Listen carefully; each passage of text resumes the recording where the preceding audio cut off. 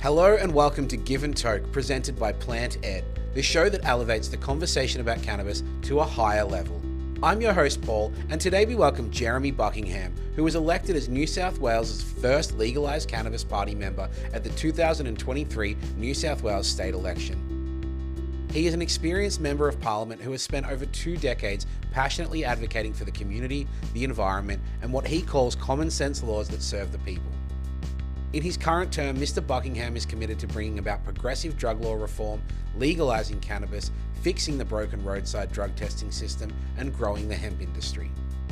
If you like what you hear on today's show, be sure to get in touch at giveandtoke@gmail.com. Check out giveandtoke.com.au to see our brand new accessories, and make sure that you follow, like, subscribe, rate, review, all those things. But for now, please enjoy my conversation with Jeremy Buckingham.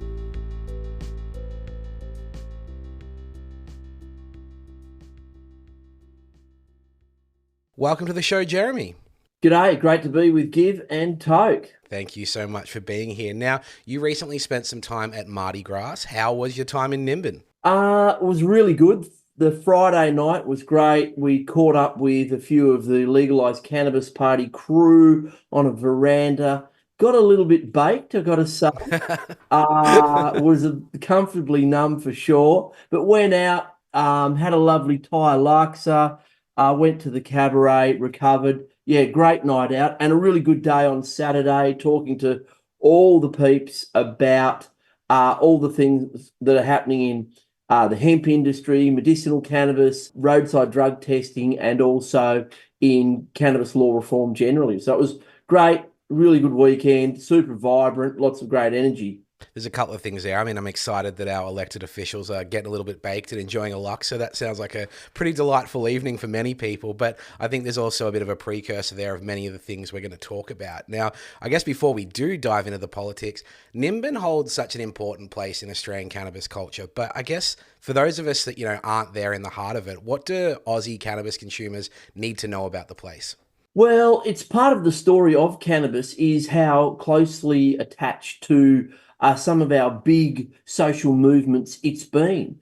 The movement to sort of recognise the importance of our environment really was born out of the counterculture in the 60s and 70s, and the Northern Rivers, Northern New South Wales, Nimbin was a key part of that. The two things went hand in hand. People waking up to the possibilities, the benefits, the joys of cannabis, but also waking up to the importance of our environment. So those two movements emerged at the same time: women's rights, Aboriginal rights, the rights of the LGBTI plus community.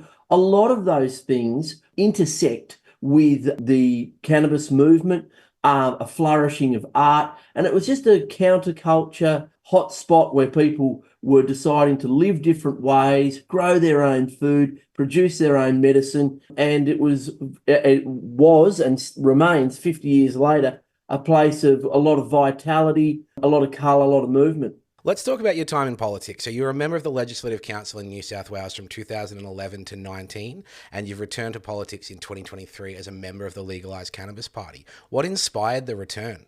Well, I had 4 years off. COVID hit. I was living on the north coast of New South Wales. I was wondering what to do with myself, and I was growing some plants. I was just growing a few sour diesels, a couple of super lemon hazes down in the back paddock. They were going very well, but I was Googling up, how to grow monster dope plants. And there's a lot of good information on. I was following like the Mendo Dope Boys and a few other people like that, these 25-pound monsters, and dreaming big. So I was doing that. And then just Googling up cannabis, I saw that the Legalise Cannabis Party had popped up. They were running candidates. And there were some things that they were doing were fantastic, and there were some other things I thought, well, I can help them out. So I reached out to them. I said, look, I've been a politician for 8 years, an activist for 20. I'd campaigned in my first stint in politics on hemp, the basically down scheduling of hemp to allow it as a food product, a food crop in Australia, and successfully. So I reached out, said, look, I've been a cannabis law reform advocate for a long time, worked on hemp. Can I help? So they said, yes, we need people with experience. I got involved there, and then the opportunity came to run as a candidate for the 2023 March state election. So I put my hand up, and it's been, a wild ride since, because there's a lot in cannabis. People think it's just legalisation. It goes from the full spectrum. There's health policy, roadside drug testing, it intersects with the mental health, there's the economic issues, and then there's the model of hemp legalisation that we may, and I think will adopt here in Australia in due course. It's outrageously refreshing to hear the candor in which you speak about cannabis. And this is the thing that we're discovering. More and more people are actually, consuming it at home, growing it at home, things like that. But the more we talk about it, the more we realize that, hey, it's not so bad to talk about, where we may be breaking the law, but, good people break bad laws. So I'm wondering what your experience growing up with cannabis was, growing up in Tasmania, moving to Sydney in the 90s. What were the attitudes towards it? How were you exposed to it? Well, I was a hippie kid, still am. My parents had sort of tuned in and dropped out. They'd moved to country Tasmania, mum from England, dad from Sydney, for an alternative lifestyle. So a part of that was they experimented with drugs. So growing cannabis, drying cannabis, having it around the place, the smell of it was something that I'd experienced as a child. Like I wasn't exposed in terms of smoking, but I knew my parents smoked weed. It was just part of the scene, They'd have a barbecue, a few prawns, cold beers, salads, and then, the people would go and stand in a circle and share a joint and a bonfire and all that sort of stuff. It was just no big deal. What I did love, though, was when I was about 14, 15, a bit of a green thumb, got a few seeds, started growing some really spindly but pretty potent little purple indicas, and wasn't bad at it. Had a bit of a green thumb, some nice little nuggety, dank buds, bush buds, grew those, blew out my friends. And then what really tuned me into it was there was a big conflict between the native forest logging in Tasmania and people who wanted to see the forest saved, and they were logging the forest for paper. And when I was about 17, I read a book called The Emperor Wears No Clothes, which everyone who's in the cannabis scene would know, Jack Herer. Read that and went, why aren't we utilising this crop for hemp, for paper, for medicine, for the whole thing? So I sort of got involved in that. I wanted to go to uni and learn how to grow cannabis and grow hemp. Didn't get around to it. Ended up joining a metal band and becoming a forklift driver and, heading off. That never came around. I did end up going to uni later on and doing a farming course, and something I still would love to do in the future. But it was just always part of the scene in Australia. Cannabis is a working class drug. It's just millions of Australians use it, have used it, and it's just part of the scene for whether you're a hippie kid or working class or middle class, wherever. People bump into it, and it was just part of the scene, always has and always will be. Little spoiler alert for the listeners. Later on, we will be talking about Amplifier, so we can look forward to your reminiscing about the metal days, because I do want to dig into that a bit. But I mean, literally my next question was, you have described this as a working class drug. You just mentioned that. Tell me more about what that means. Well, what that means is it's an affordable drug. It's a drug that it's a recreation that you can grow yourself, get off your friends pretty cheaply, share with your friends. And it's not going to upend your life in the vast majority of circumstances. You can hold down a job. You can be a productive parent. You can be a good partner. If you do, like with everything, it in moderation. A couple of cold drinks, a joint, relax on a Friday. So many people use cannabis for recreation and medication as well. De-stress, unwind, for pain. And it's a working class drug because it's affordable. You can, it's $20 a gram. It's been the same way for 40 years. Now it's even cheaper for some of the stuff you're getting for medicinal cannabis, but it's always been cheap and affordable, and it doesn't upend your life. I don't think there's any safe level of methamphetamine use or ice use or anything like that. That's going to wreck your life. It's going to wreck your brain. It's going to do it really quickly. You can, in moderation, responsibly use cannabis and still have a productive life. And so many working class people, tradies do. I've seen data on where the most medicinal cannabis prescriptions are. They're working class areas. It's the Hunter Valley, the Illawarra, it's the suburbs of Sydney, Brisbane and Melbourne. It's regional Queensland. They're the people who, smoking DACA, dope, ganja, it's just a spliff, it's just a chuff. It's very exciting to hear this kind of normalization, this destigmatization from our elected officials, because for so long the reputation has been that it's a lazy drug, it's a stoner's drug, but we know that people from all walks of life use it, and that it certainly is a really good alternative to alcohol. I was lucky to live in Canada for some time.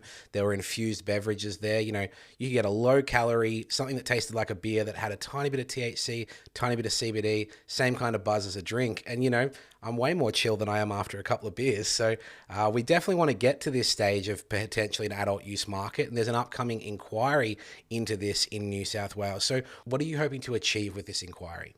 Well, continue the work to destigmatise it, make the politicians aware. If you look to the US, if you look to Canada, if you look to every month, there's another country, Mexico, Switzerland, South Africa, that are moving to downschedule, decriminalise and legalise cannabis. It's going to be literally $1 trillion industry. In the United States now, sales of cannabis last year went past $35 billion per annum. They're going to be $65 billion by the end of the decade, making cannabis as big as the wine industry and a quarter of the size of alcohol in essentially a decade. By 2050, cannabis will be as big or bigger than alcohol, because for a lot of cultures around the world, especially in Muslim nations, alcohol is haram, cannabis not so much. So it's going to be a huge global commodity, and it's important for the politicians to understand, Paul, that they accept that prohibition's been a costly failure in terms of incarceration, the criminal justice system, policing, wasting billions, hasn't stopped anyone smoking cannabis, hasn't reduced cannabis rates, hasn't worked at all. So that's the cost side, but also they're missing out on the benefit, creating a new medication, a new recreation that people can take responsibly, improve their lives in terms of pain, mental health, relaxation, as you say, an alternative to alcohol, an alternative to gambling. And that can generate vast quantities of revenue that can be put back into making sure that people are using it responsibly, education, looking at it through that health lens, making sure that kids aren't using it, making sure they're aware that while their brain's developing, probably not a good thing for them to be doing. So that's the benefit of the inquiry, to look at the cost and the benefit and then the models to get there. So we've got a proposal for a responsible adult use framework, a staged approach, which is basically homegrown. 6 plants in your backyard or in a grow tent in the shed. You can share with friends, carry 50 grams. You can keep all the weed that you grow, and you can gift seeds and clones as well. So that, in combination with the medicinal market, deal with the RDT issues, and then down the track, I imagine by the end of the decade, we'll be looking at a large-scale commercial market in Australia that basically morphs out of the medicinal cannabis market. In Victoria, we inexplicably have quite a toothless Labor government down here. Despite years in power, despite quite a disorganised opposition, we continue to see our Labor government ignore the recommendations. We've seen the tireless work of Fiona Patten. We see what Rachel and David are doing here as Legalise Cannabis MPs. What are you hoping for from the New South Wales government? Are you hoping for a little bit more ambition from them than we've seen in Victoria? Well, yeah, I hope so. Look, there's been some great work done there. We've had inquiries down there. They've had great recommendations, but it was disappointing to see the Victorian state government introduce their medicinal cannabis drive-in trial with a 2-year time frame. I'm hoping that my colleagues Rachel and David in Victoria can get the Allen government to come at some interim reports, because there's literally hundreds of thousands and soon millions of Australians who are going to be weighing up their medicinal cannabis and their capacity to drive. But I am hopeful that the New South Wales government can steal the march on Victoria, who has led in this area, And we've got a premier who's already on the record, who's written a long essay. Chris Minns wrote a big essay in 2019 about how cannabis prohibition had completely failed. One of the most spectacular policy failures in the 20th century and now tipping over into the 21st century. And the only alternative is to legalise, regulate, and educate. That's our view. So I'm hopeful that this inquiry, which runs over the next 3 months, will feed information into the New South Wales government's planned drug summit for October, November this year. And that summit will come forward with recommendations for legalisation, because there's no serious policy advocate in this space. The moral panic around cannabis has disappeared because so many people, and I think this is a really interesting thing, so many older people, like boomer demographics, are now availing themselves of this medicine for MS, Parkinson's, endometriosis, pain, anxiety. The list goes on. And at bowls clubs, golf clubs, Zonta clubs, the CWA, at the yacht club, wherever, those retirees who may have had some reservations about cannabis, they're on it. They're having it, and they're talking about, hey, have you tried this vape, these drops, do this, had the gummy, fantastic, made a difference to their life. So the moral panic's disappearing. We've got a premier in New South Wales who completely understands the policy win from legalisation. So I'm hopeful, but a big part of what is making people sit up is the fact that we're a political party now electing people. First, Legalise Cannabis political party in the world to elect people. One in WA, two in Victoria, one in New South Wales. We're a significant political force now, and we're raising the issue on a daily basis. So there's nowhere to hide for the pollies. It's probably no secret to people that sometimes when politicians aren't in power, they might have an opinion on one thing, and then when they get into power, it can change or soften. What has been your experience, for lack of a better word, what's the vibe you're getting from the Minns government? The vibe is there's no one in opposition. They're just about how we do it when we do it. That is clearly what they're talking about. I'd expect them to probably take a policy of some form of legalisation to the next state election, and with implementation in the next term. So that's what I would expect. But the money that is going to be in is already in medicinal cannabis, will come in legalising cannabis, is so huge. The jobs, and that is a big factor for these policymakers. They're looking at, I visited Tasmania Botanics down in north of Hobart down there with Dan Howard. Amazing facility there, former jail, one of the most socioeconomically depressed parts of Australia, let alone Tasmania, employing 150 people. They used to lock the people up for sitting at home and sniffing buds on the dole. Now those people are in the jail, old jail, sniffing buds and making $60,000 a year, and they're all on medicinal cannabis going, how good is this? And that model, which is putting 150 jobs into a regional town, into a regional area, that is a massive bonus in terms of economic development, and one that we're going to make the case about in the inquiry. I'm wondering, and you might just be humouring me because it doesn't really matter, but do you think you would have had similar support from a Berejiklian or Perrottet government? And I guess I asked that question because, at the next election, you never know what's going to happen, who might be in power. What do you think their take would be on it? Well, I think that they recognise that the just say no, Nancy Reagan, war on drugs, approach, like, they've had their pants pulled down. I mean, you've got the Biden administration down scheduling cannabis to Schedule 3. No one in conservative America is saying, get rid of this multi-billion-dollar industry. Conservative states are voting for it at referenda.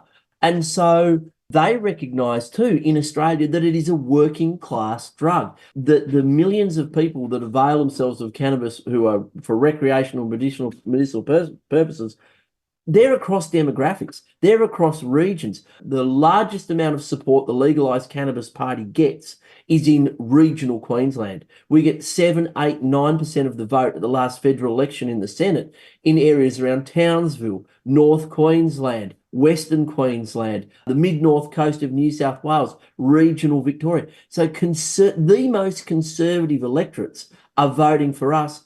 In the recent by-election in Queensland, in West Ipswich, The Legalise Cannabis Party outpolled One Nation. We got 15% of the vote. That is a powerful political force. They don't want to be on the other side of that. So just 5 years ago, I reckon Berejiklian would have said, just say no, and they essentially did.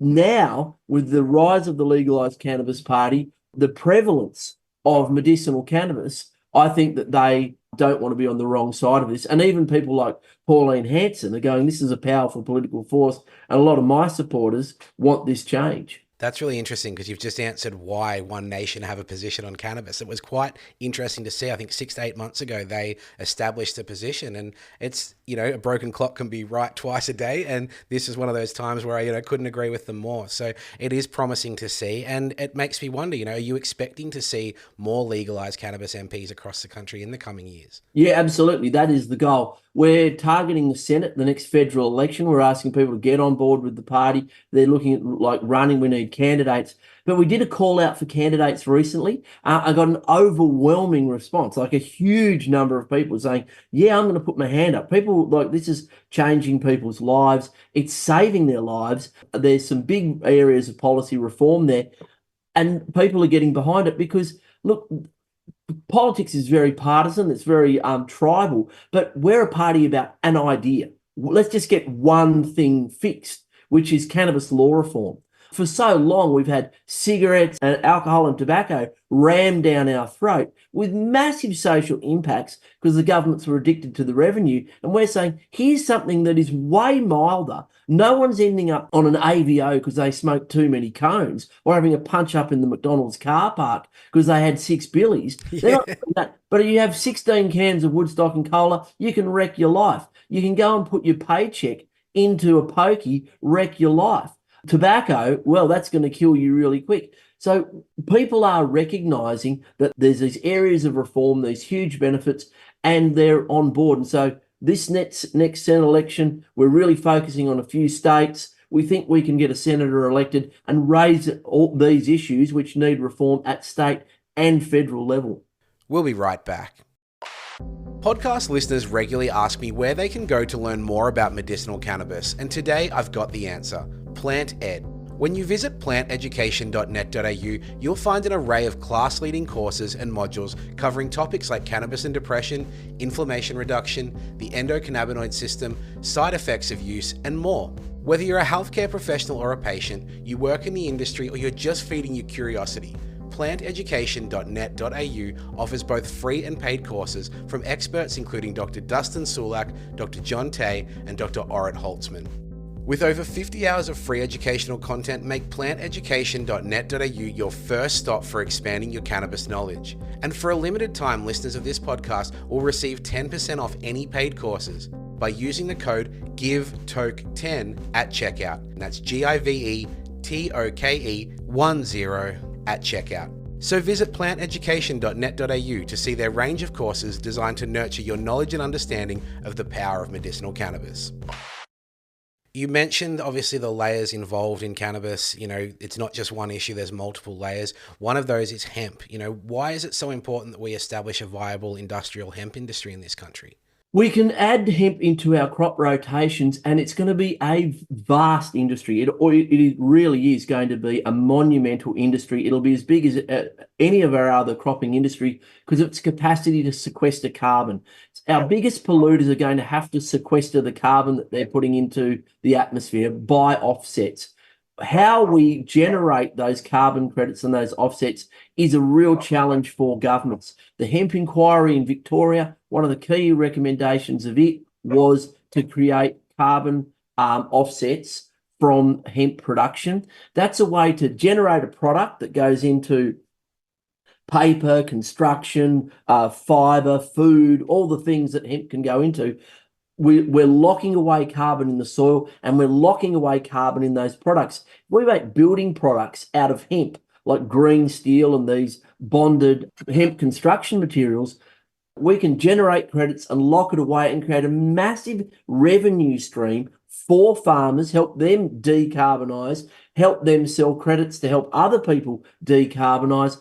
Huge opportunity in terms of carbon offsets, new income for farmers, and adding a really valuable and sustainable rotation into cropping for wheat, sugar, cotton and the like. And so the Hemp Industry Task Force is up and running in New South Wales. I've worked with the Minister Tara Moriarty here. That's going really well. And I think that's going to have some good outcomes in terms of deregulation. So obviously there's the multiple layers to the cannabis advocacy and the work in that regard. You've mentioned your kind of time as an advocate for different social causes, your time as an activist. You first came to my attention with your advocacy for the Darling River and the scale of mass fish deaths there. I think some people might know the specific video that is out there about that one. You know, what are the causes that are close to your heart, and what are the other kind of non-cannabis issues that you spend your time advocating for as well? I want action on climate change. There'll be no skunk on a dead planet. That like no matter what you love, we don't manage our biosphere. We're in big trouble. Our rivers, I want to make sure that our environment's in better condition than when we hand it on. That's a responsibility of all of us. And I'm particularly interested about mental health. Like I lost my son to suicide a few years ago. And making sure that we have the funding we need for the mental health services that we deserve is a key area I'm working in. I'm working on creating a Suicide Prevention Act.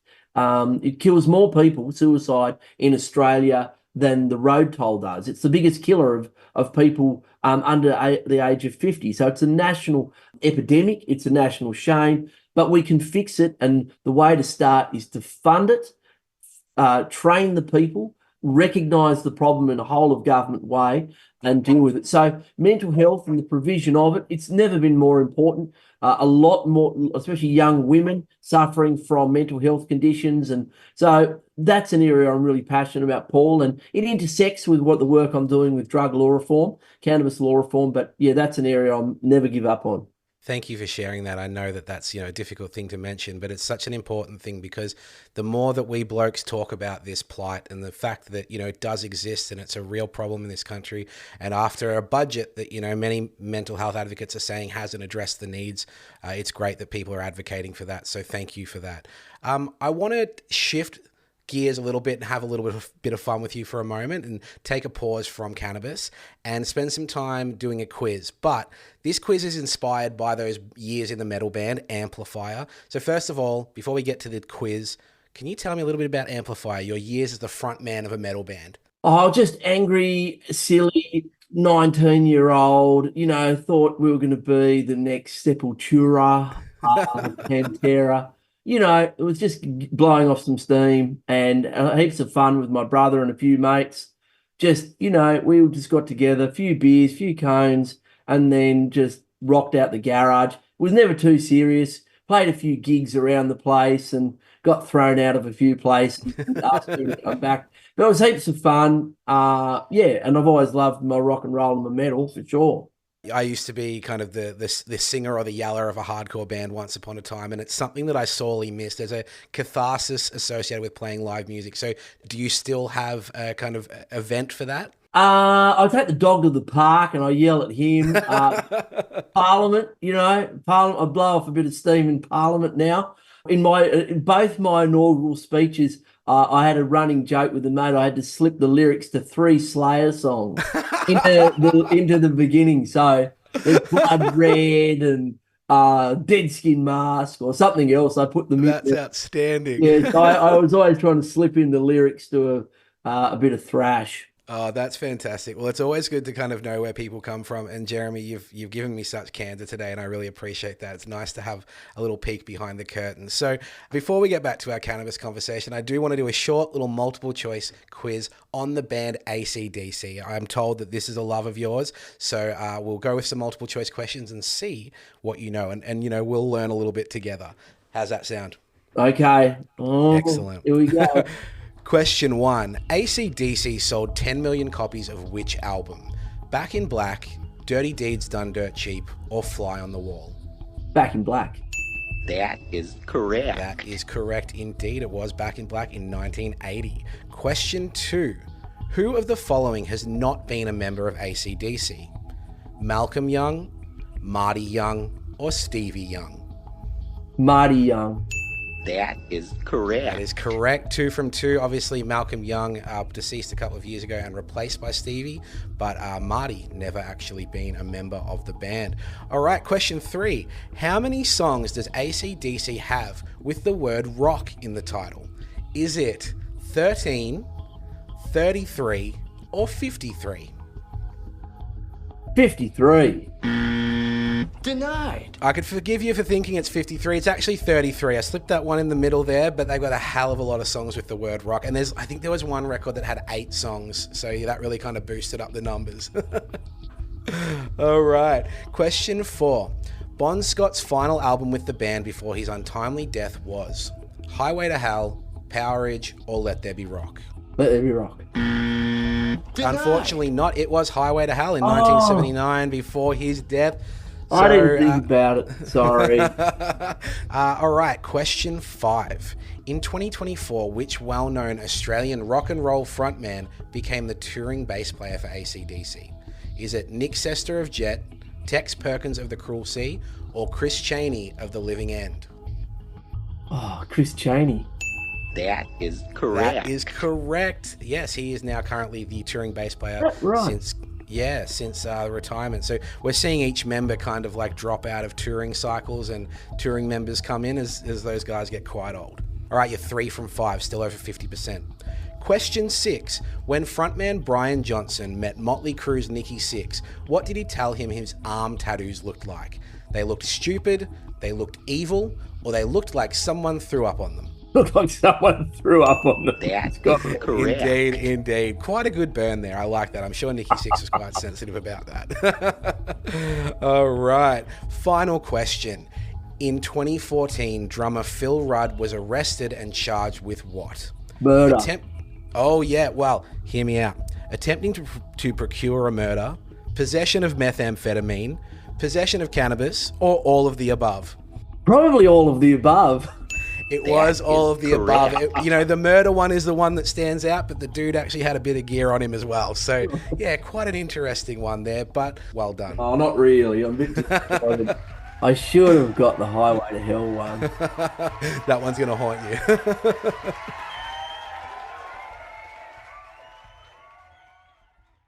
Now, back to our conversation about cannabis. You've wisely taken a tough on crime angle with your fight for cannabis legalization, kind of bringing that idea to the forefront, pointing out the ways in which prohibition supports organized crime.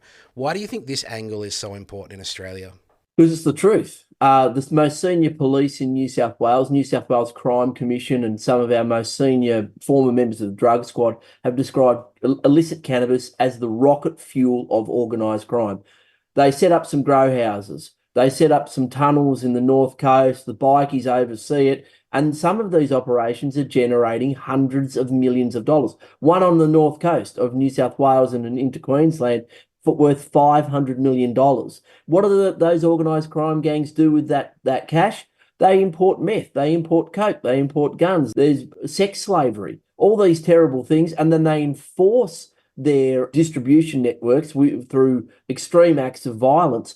And cannabis plays a role in that business model. That's why in Germany, the biggest argument they made for legalization there that was successful in Germany was take that business model away from organized crime. Take it away from them, regulate it for adult use, and take away their distribution networks for their other drugs. Because cannabis is not I don't think it's a gateway drug because of use. I think it's a gateway drug because of where you go to buy it. The guy that decides to sell the weed also sells acid and speed and ice and whatever else. And so separate those distribution networks. And look, the cannabis is the most widely used drug. It's one of the most profitable, if not the most profitable illicit drug. Take that out of the hands of organised crime, and put that in the hands of regulated business in Australia, and take their business model away. That's what they argued in Germany, and that's what I'm arguing here in Australia. What segment of the public do you think that argument will convince? anyone who understands how business works, it's just a very simple argument. You say we've got this war on drugs happening. We've had it in Melbourne. You've got it in the western suburbs of Sydney, and it's out of control. People down the road from me are just like they're shooting each other in barber shops and running down the street, and executions all about the distribution of coke and meth, and also underpinned by cannabis. It's a bulk commodity that's being distributed by these organised crime gangs. Take it out of their hands, separate those illicit drugs out, regulate it. Average Australians, they understand how it all works. They all understand that the dealer down the road who's dealing illicit cannabis occasionally sells something else as well. Well, let's take it out of their hands, grow your own if you want, without any criminal sanction, and have a regulated legal market. Obviously, throughout the conversation, we've touched on multiple benefits for cannabis: mental health, reduction in alcohol, obviously the reducing organised crime and eliminating this prohibition model. What are some of the other social benefits of cannabis legalisation? Well, I think we'll see a reduction in alcohol use over time. It really hasn't borne out so far in the United States, but what I think we will see is a reduction in problematic alcohol use, especially in younger people. If they've got an option, it's a Tuesday night. You're not going to start drinking, but if you want to go out with some friends, have a spliff, go to a club, eat some good food, watch a comedy night, that type of thing. I think it'll reduce our alcohol consumption. It'll make us more aware of our mental health. Like, you're doing something that can impact on your mental health, so you learn how to maintain, have a conversation about how to maintain good mental health, what the appropriate use of all drugs is, whether it's alcohol, pharmaceuticals, cannabis as well. Let's have a conversation. We use drugs. We always have. We use them for medicine. We use them for recreation. Let's be honest about it, rather than just secretly downing a few benzos and saying, I'm all right. Or, like getting on a Friday night, having an absolute bender and, having a skinful and waking up with sticks in your hair and saying, that's okay. Well, or if you're waking up in the morning and punching 6 cones, well, that's probably not good either. So let's have a conversation about it, about what responsible drug use looks like, reduce the harm. I think that's one of the benefits in terms of how that intersects with our mental health. There's a very patchwork approach to legalization across the world. We have certain states in the US doing it vastly different to each other. We have Thailand, who kind of went for it and now pulling it back. We have the different cannabis clubs throughout Europe. Where have you seen legalization done well, or, done poorly, or what lessons can we learn from our international brothers and sisters who have started this journey before us? Well, there's just so many models that we can base it on, but they're all happening in different frameworks. Like Thailand's chaos. Canada's got a different constitution to us. They're the wholesaler of cannabis there. And in America, we've got, 24 different models. I think the way that the Germans have gone about it, a medicinal cannabis market and then a homegrown market, is the way that we should go. The medicinal cannabis market sets up the regulatory framework, the quality controls, that medicinal framework, as I say, then with a homegrown element, moving the medicinal market into then a recreational market. I mean, California's been this massive boom and then bust, and now it's coming back. That seems to have been because they've over-regulated it there. They've made the barrier to entry for a lot of small players quite difficult, so it's forced people into the white market, as it were, and then they've gone, well, it's actually cheaper back in the black market, so they go back over. So still 70% of California's cannabis market is apparently in the black market. So they've got over-regulation. Canada has a wholesale model, because they're basically the federal government wholesales alcohol and cannabis. So America and Canada are different constitutions. I'm particularly interested in how they're doing it in Malta with their social clubs, and how the German experiment works out. I really do hope that it works out and they can move into potentially like social clubs or co-ops, these types of things. But ultimately, the big business is going to want a piece of this pie. There will be some sort of commercial model. We need to make sure that we have advertising controls, products that aren't advertised at kids, products that are safe in terms of, some of the edibles out there. You can have those things and be really, really high. They're pretty dangerous, some of those edibles. They can get you like off your tits. And so we need to be careful of those and make sure that, what people are selling, what it says on the box is, what's inside it, that there's not shonks out there selling you one thing when it's something else. So Australia can do it well. I think Germany's the place to watch at the moment. I don't necessarily have this opinion, but many people express to me that they're concerned about the kind of control or power that medicinal cannabis companies have. I see them as an important part of the steps towards legalization. Do you think medicinal cannabis companies are supportive of adult use legalization? At the moment, they've made a big investment, and I don't think they want to see like a massive change. Like there's been a few booms and a bit of a bust in that sector. I can understand why they don't want massive change at the moment. We need to fix the RDT rules, the roadside drug testing rules, in mainland Australia. So that's an area we can all work on. But ultimately, if we do move to a legalised market, they're well set up. They've got the infrastructure in the ground, they've got the products, the expertise, and the rest. But medicinal cannabis has been fantastic because it's created the conversation, it's created the experience for so many Australians and people around the world. It's how it goes. We get medicinal cannabis up, then we get a bit of a homegrown model, or then tip over into an adult use model. So it's just going to be an iterative process. I want to make sure that our medicinal cannabis growers in Australia are supported. No doubt about that. I don't want to see them go bust. And I'm particularly interested in what role imports are playing. You look at the Office of Drug Control, there's like 35 companies or thereabouts who've got an import license for cannabis. Now, I don't want to see Australia flooded with shit cannabis from South Africa or Colombia or Canada. It's a global market, but we can't export there. So I think we need to look at protecting our medicinal cannabis cultivators in Australia and making sure they can get on and do the business of growing the industry and making Australia one of the best producers of medical cannabis and then adult use cannabis in the world. It's been alluded to throughout the show, and it's one of the biggest issues when it comes to cannabis use. I know personally people that don't take up medical cannabis, or they find it's useful, but then they're scared about these roadside drug testing laws. We have just found out, disappointingly, in Victoria, the government is dragging their feet. What are you hoping to see, perhaps in other jurisdictions around the country, now that it's looking like Victoria won't lead the way with this?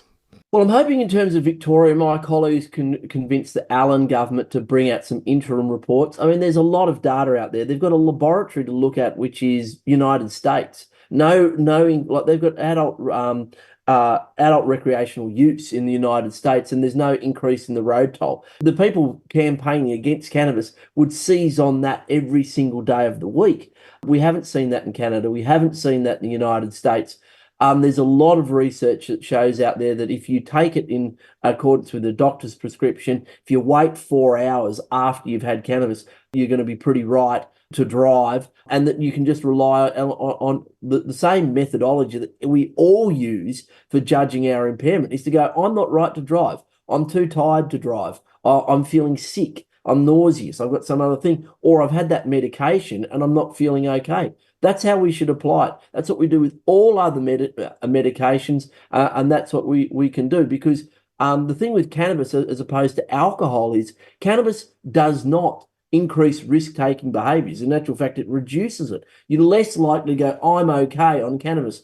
The studies show that most people actually, when they consider their own impairment, they actually think they're more impaired than they actually are. So they're risk averse. They're saying, I'm probably not right to drive for another hour or two. When in actual fact, their motor skills are probably fine. So there's a lot of research out there that shows that people can drive responsibly with the right advice and with the right regime. I'm going to work really hard in New South Wales to bring about the change. It's going to be part of the drug summit. I've lobbied the Premier on this twice. I've had advocates meet with him. It's our number one ask this term of government, that the New South Wales government really leads this nationally, because it's such a huge issue for hundreds of thousands of people in this state. Best of luck with that, because the future of medical cannabis for all Australians, it kind of hinges on whichever state does it first. It's been a real shame to see South Australia essentially go backwards and move to an instant loss of license. So we really need this cause to move along. So thank you for your advocacy in that space. Now, Jeremy, as we get to the tail end of the show, it's time for a segment called Polls of Wisdom. And though we value the long form conversation, we try to leave the listener with one key takeaway, a dinner party fact or a call to action. So Jeremy, what is your poll of wisdom? My poll of wisdom is that cannabis is going to be, if you want to like a barbecue stopper, cannabis is going to be as a prevalent, pervasive, ubiquitous drug in societies around the world as sugar, caffeine, alcohol, and tobacco are. It is going to be used everywhere by everyone, adults that is, around the world in the coming decades. It's going to be a global commodity worth trillions of dollars. And in our lifetimes, we will see cannabis farms just popping up and no one caring. Huge expansion in the hemp industry. Cannabis will become not $1 billion crop, $1 trillion crop in the next decade. It's going to be absolutely enormous, and Australia can really benefit from it in terms of jobs and stop wasting the money on the war on pot. So that's the barbecue stopper. It is going to be a job creator. 500,000 people in America and the US working in cannabis already, and that'll double and triple. It's going to be an absolutely massive industry. We need to get the regulation right, and we can. If our listeners or your constituents want to keep up with what you're doing, what's the best way to stay in touch? Just through my website, Legalise Cannabis. I'm on Instagram as at Cannabis Jeremy, on Twitter as at Buckingham JN. That's where I post a few things on what I'm up to. But join the party, Legalise Cannabis. It's free. We're a big political movement. We're campaigning on this as a single issue. We want to get it done, but the more people get behind us, volunteer, put their hands up to hand out how to vote on election day or put up a poster, really appreciate it. But we're campaigning on this every day, reducing stigma for all those people who understand that cannabis can be such a incredible part of our lives. This has been a true pleasure to speak to you. It's been a real privilege, and I don't throw this out, but it's been one of my favorites because of your authenticity. Your realness in talking about your experiences with cannabis, your experiences with life, your experiences with politics. So thank you so much for fighting for this cause and for your time with me this evening. Thanks so much, Jeremy. No, look, an absolute pleasure, Paul, and good on you for doing this advocacy. It's really important. It's important to provide the information so people aren't operating on hearsay or myths and all the rest. This is really important information. So more power to your arm, brother. Thanks for listening to Give and Toke Cannabis Conversations presented by Plant Ed. Visit planteducation.net.au and use the code GIVETOKE10 at checkout to save.